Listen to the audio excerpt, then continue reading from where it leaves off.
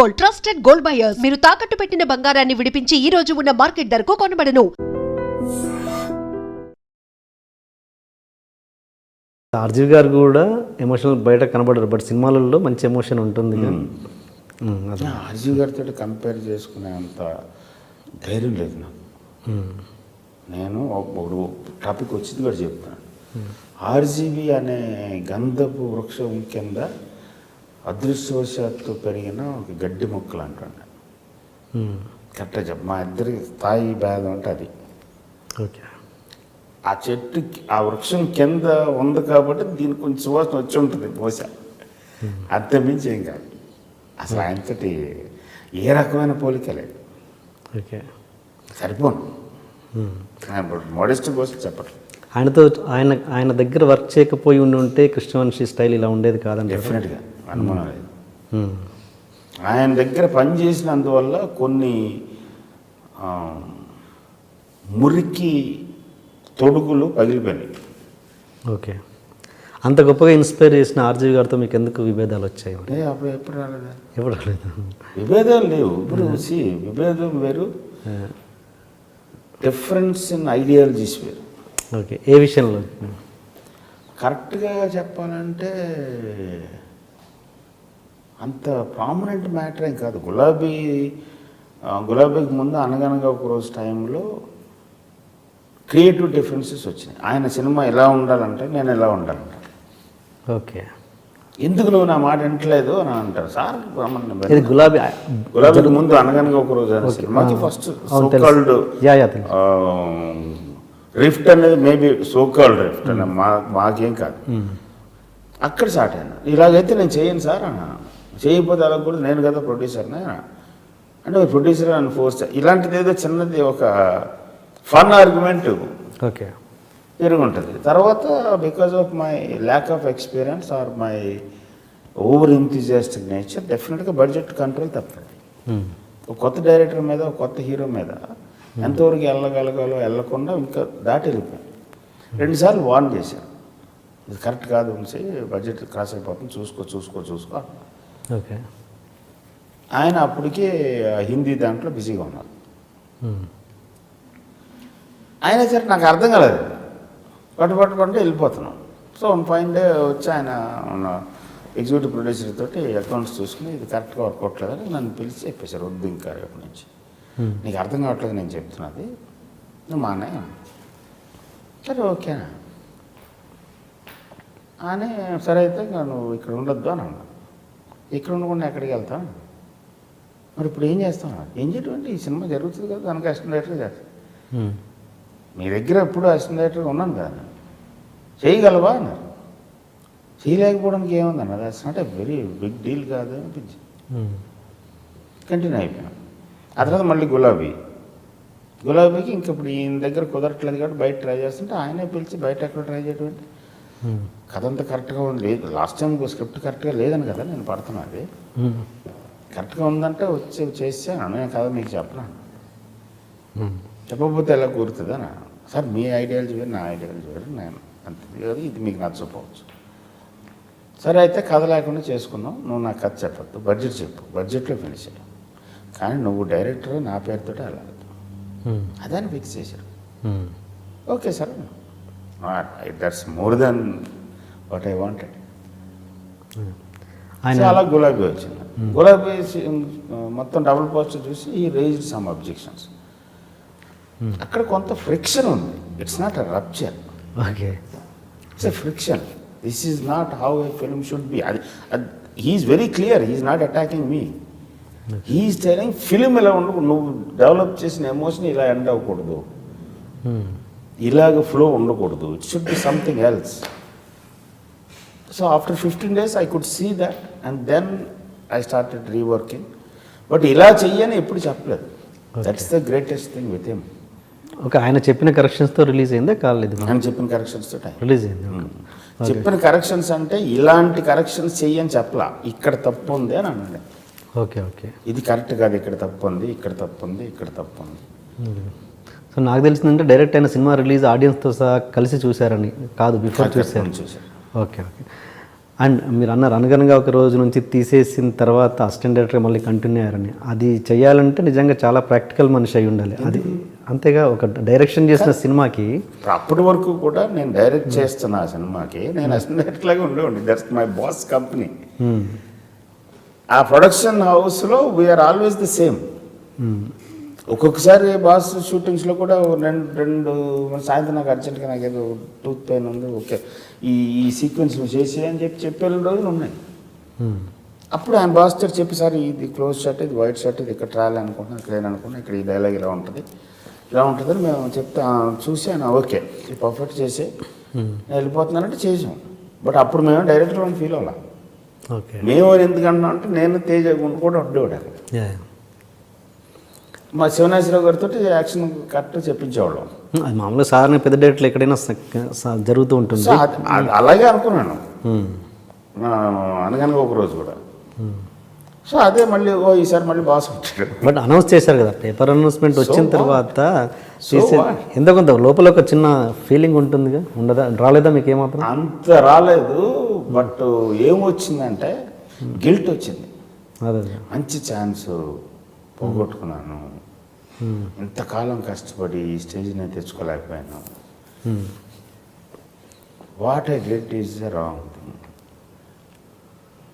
Definitely it's a mistake, I should correct it. ఇప్పుడు already దెబ్బ పడిపోయి నేను ఆల్మోస్ట్ మిగతా వాళ్ళందరూ ఆటోమేటిక్గా రాము గారే తీసేసారంటే ఇంక మిగతా వాళ్ళు ఎవరు చూస్తారు? లేదు మళ్ళీ మన బయట రావాలి, హ్యావ్ టు కమ్ అవుట్ అనే ఒక డిటర్మినేషన్తో చేసింది Gulabi. To resurrect myself. మళ్ళీ అదే బాస్ ప్రొడ్యూస్ చేశారు, అదే బాస్ యాక్సెప్ట్ చేశారు. ఫ్యాంటాస్టిక్గా ఉంది సినిమా. That's my achievement. నేను I feel very proud about it. And Anaganaga Oka రోజు టైంలో తీస్తున్నప్పుడు మిమ్మల్ని గెస్ట్ హౌస్ కూడా ఖాళీ చేయమన్నారంట, నిజమేనా? గెస్ట్ హౌస్ ఖాళీ చేయమంటే కదా, ఇట్స్ ప్రొడక్షనల్ ఇష్యూ అది. అంతే. నేను అప్పుడు ఆఫీసర్లోనే ఉండేవాడిని.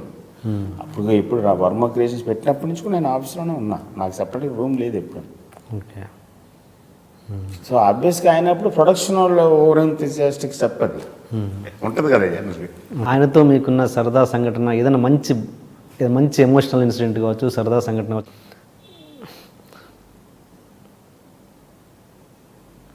సరదా సంఘటన అంటే చాలా ఉన్నాయి. చాలాసార్లు నా మీద జోకులు వేస్తుంటారు, నాకు కూడా బాగుంటుంది ఆయన దగ్గర ఉంటే.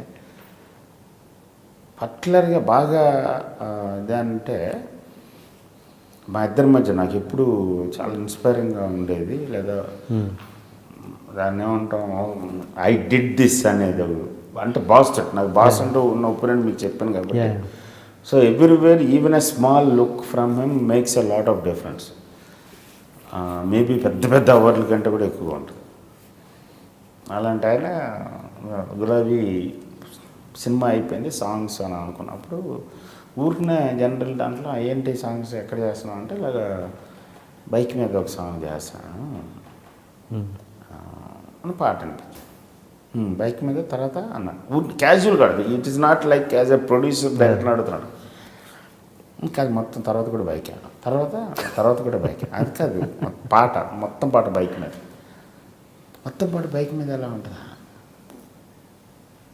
అంటే అప్పటికి ఉన్న ఫిజికల్ రెఫరెన్సెస్ ఒకటి షోలే ఏ దోస్తి, ఇంకొకటి ఆరాధనలోనూ ఇందులోనూ మన రాజేష్ ఖన్నా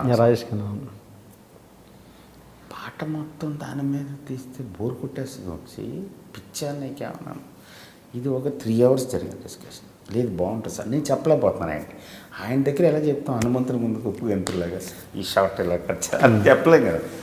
లేదు సార్ అది లేదు ఏంటిది బడ్జెట్. అప్పుడు మా ఇద్దరి మధ్య బడ్జెట్ ఇది ఉంది కదా కమిట్మెంట్, దాని గురించి ఆలోచించద్దు, ఆ సంగతి మర్చిపో. నీకు I will give you another 10 lakhs or 20 lakhs, go to Andaman. 2 songs అన్నా కదా, 2 songs షూట్ చేయాలి. లేదు సార్ నాకు చాలు, నేను ఇక్కడే అరకులో కాదు ఉంచి నా మాటను నేను చెప్తున్నా కదా సార్, నాకు అర్థమవుతుంది సార్ మీరు చెప్తున్నది, కానీ నేను మీకు అర్థమయ్యేలాగ చెప్పలేకపోతున్నాను. మూర్ఖులు నువ్వు చెప్పితే వినవు, నీ ఏదైతే అదే ఏంటిది కరెక్ట్ కాదు అన్నా. సరే సార్ సరే సాగు అని ఇదే జరిగింది. ఇది నైట్ 2:33 జరిగింది. మర్నాడు evening we went head Vizag. పాట చేశాను, చేస్తే ఎడిట్ చేశాను, చూపించి ఒకసారి. అప్పటికి రంగీలాకి అమెరికన్ తీసుకొచ్చి ఇక్కడ ప్రసాద్ డబ్బింగ్ థియేటర్లో డబ్బింగ్ చేపిస్తాను రాము గారు. ఆ గ్యాప్లో లాస్ట్ షో రా అన్నపూర్ణ ప్రివ్యూ థియేటర్ ఉంది, మేము అన్నపూర్ణలో ఉండేవాళ్ళం థియేటర్లో. సాంగ్ చూసి సైలెన్స్, మాట్లాడదాలే. నేనేమో వెనకాల నిలబడన్నాను, ఏమంటాడు బాస్, ఆయన్నే చూస్తాను. ఆయన చూస్తాడు, పెద్ద కళ్ళు కదా, చూస్తాను. అమ్మ ఏంటి అని అయిన తర్వాత మళ్ళీ ఏమన్నాడు? తప్పండి రాయన అమ్మ దొరికేసాము, ఇక్కడి నుంచి ఇక్కడికి తీసేయి, ఇక్కడి నుంచి ఇక్కడికి తీసేయి, ఇది ఇక్కడ చెయ్యి, ఇది ఇలా చెయ్యి, ఇలా చెయ్యి, ఇది కరెక్ట్ కాదు. ఇది నేను పైన గబగబ పరిగెత్తుకుంటే పైన ప్రొజెక్టర్ రూమ్లోకి వెళ్ళి మళ్ళీ లోడ్ చేసి కిందకి పరిగెత్తుకుంటూ వచ్చిన అయ్యింది. అప్పుడు లేచి ఇక్కడి నుంచి సారీ అనేసి, ఈ విజన్ నేను చూడలేకపోయాను. బాక్సులు తీసుకుని అర్జెంటుగా నాతో పాటు రాను, క్యాన్లు ఎక్కడికి రమ్మంటే తెలియదు, క్యాన్లు తీసుకుని అంత కారు ఎక్కితే ప్రతాప్ డబ్బింగ్ దగ్గరికి వెళ్ళి అక్కడ డబ్బింగ్ అమెరికన్ చెప్తుంటే ఆఫ్ చేసి యూ షుడ్ సీ దిస్ అని అక్కడ లోడ్ చేయించి పాట వేయించి నన్ను పిలిచి మా ఇద్దరి మధ్య జరిగిన ఆర్గ్యుమెంట్ చెప్పారు. I was dead earnest. See what this boy did అంటే ఆమెరు మళ్ళీ ఆడు ఇంకో 3 సార్లు వేసుకుని fantastic. That's one very memorable incident. అంటే ఫస్ట్ ఆఫ్ ఆల్ నేను ఆయన చెప్పింది జరగలేదు అనే దానికంటే కూడా ఆ మ్యాగ్నానిమిటీ, యాక్సెప్టింగ్ దట్ అంతే and appreciating that is Ramgopal, understanding it. అదే అది అలా చూడలేదు చాలా మంది. బట్ ఆయన అంతే మూర్ఖంగా చేస్తుంటాడుగా, ఒక రద్దన్నది చేస్తుంటారుగా ఆయన కూడా. ఏం మరి అది నేను అలా అని అనుకోవట్లేదు. ఎవరో వద్దంటున్నారని చేయటం, కావాలన్నారని చేయకపోవటం అది ఉండదు ఆయన. మూర్ఖంగా మీన్స్ ఆయన అనుకున్నది చేస్తారుగా. మరి ఆయన కన్విక్షన్ ఉంటుంది ఆయన దగ్గర. ఇంత వాస్ట్ నాలెడ్జ్, ఇంత వాస్ట్ అనలిటికల్ పవర్ ఉంది కాబట్టి ఆయనకు ఒక కన్విక్షన్ వస్తుంది, ఇది ఎలా ఉంటుంది. అండ్ విజనరీ కాబట్టి దీనికి ఎలాంటి రియాక్షన్ వస్తుంది అనేది కూడా ఆయన చూడగలడు. అదే నేను అంటున్నాను, అది ఆయన కోరుకుంటున్నప్పుడు మిగతా క్రియేటర్స్ని కూడా అలా ఎందుకు కోరుకోలేదు మీ దగ్గర అన్నది నేను అంటున్నాను. ఏమో నా కెపాసిటీ మీద ఆయనకి ఇంకా అంత ఒపీనియన్ రాలేదేమో. ఓకే ఓకే, అప్పటికి ఇది చెయ్యగలడు అని అనిపించలేదమ్మా. లేదు ఆయనకి ఆ విజన్ అందలేదేమో.